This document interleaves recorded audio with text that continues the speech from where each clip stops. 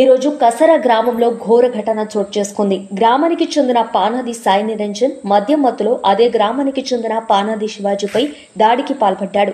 పొలంలో పనిచేస్తున్న శివాజీని ఆశ్చర్యకరంగా ఆశ్రయించి గొడ్డలితో దాడి చేసి అతని చేతిపై తీవ్ర గాయాలు కలిగించాడు.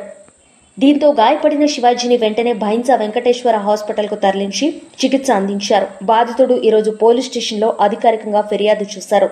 బాధితుల కథనం ప్రకారం గత 3 సంవత్సరాలుగా సాయి నిరంజన్ అనుచితంగా ప్రవర్తిస్తూ గ్రామస్తులను బెదిరిస్తూ చంపేస్తా అంటూ బెదిరింపులకు పాల్పడుతున్నాడని తెలిపారు.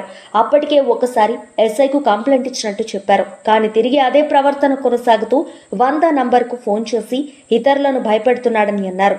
ఈ రోజు సాయంత్రం 6 గంటల సమయంలో ట్రాక్టర్ ఎత్తుకెళ్లిన ఘటనను కూడా బాధితులు పోలీసులకు తెలియజేశారు. ఈ నేపథ్యంలో బాధితులు ఎస్ఐ గారిని, సిఐ గారిని కోరుతూ సాయి నిరంజన్ పై కఠిన చర్యలు తీసుకుని గ్రామస్తులకు రక్షణ కల్పించాలని విజ్ఞప్తి చేస్తున్నారు. నా పేరు శివాజీ, నాది కుబీర్ మండల్ కసరా గ్రామం. మా అన్న కొడుకు అయినటువంటి సాయి నిరంజన్ నిన్న మధ్యాహ్నం పూట కర్రతో కొట్టి నా చేతి విరగొట్టడం జరిగింది.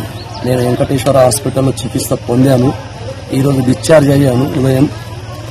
ఈ విషయాన్ని తీసుకుపోయి ఎస్ఐ గారికి కంప్లైంట్ కూడా ఇవ్వడం జరిగింది.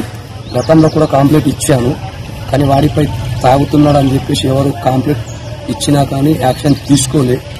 కానీ ఈరోజు కూడా మా నాన్నని చంపేస్తా అని అంటూ గొడ్డలు తీసుకొని తిరుగుతూ మా అమ్మని కొడుతున్నాడు, ప్లస్ మా అన్నని కొడుతున్నాడు, అందరినీ కొడుతున్నాడు. ఎవ్వరు రౌడీలా తయారైపోయిన గొడ్డలు చేతిలో పట్టుకొని తిరుగుతున్నాడు. మా ఇంటి ముందర ఉన్న ట్రాక్టర్ని ఎత్తుకొని పోతున్నాడు.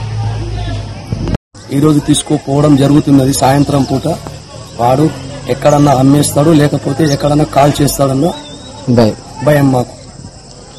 తిరిగి వాడిని అరెస్ట్ చేసి వాడి లైసెన్స్ కూడా రద్దు చేయాలని కోరుచున్నాం.